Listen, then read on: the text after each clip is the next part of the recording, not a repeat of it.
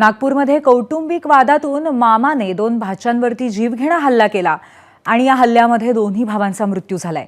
नागपूरच्या तहसील पोलीस ठाणे हद्दीमध्ये गांधीबाग परिसरामध्ये ही घटना घडली आहे।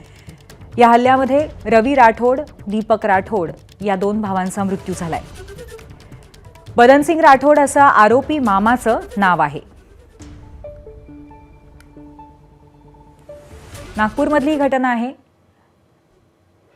24 डिसेंबरला सचिन गुप्तांवरती हल्ला करण्यात आला होता आणि 25 डिसेंबरला नागपूरमध्ये त्यांचा मृत्यू झाला। नागपूर कशा पद्धतीने मर्डर कॅपिटल गेल्या काही दिवसात बनलं हे आपण पाहतोय।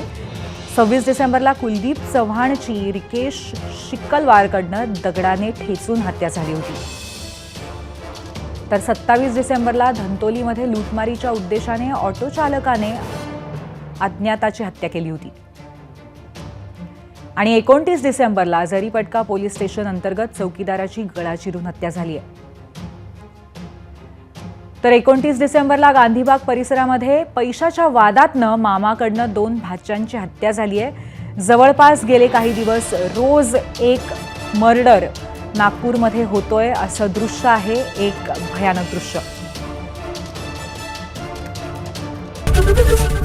एबीपी माझा, उघडा डोळे बघा नीट।